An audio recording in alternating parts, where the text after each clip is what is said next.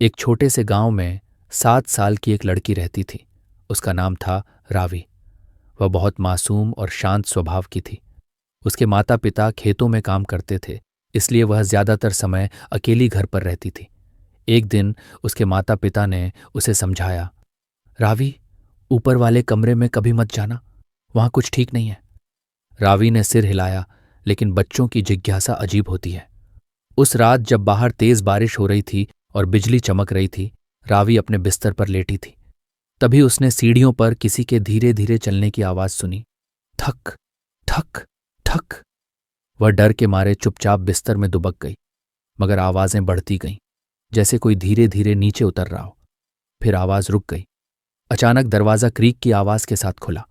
रावी ने देखा, दरवाजे पर एक लड़की खड़ी थी, बिल्कुल उसकी ही तरह, लेकिन उसकी आंखें काली थीं और चेहरा फीका, जैसे धुंध से बना हो। वह बोली, तू नीचे रहती है, अब मेरी बारी है नीचे आने की।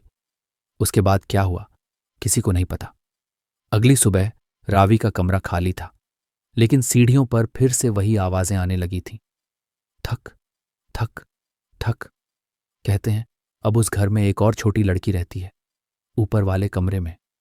अगर तुम कभी वहां जाओ तो सीढ़ियों की आवाज जरूर सुनाई देगी। ठक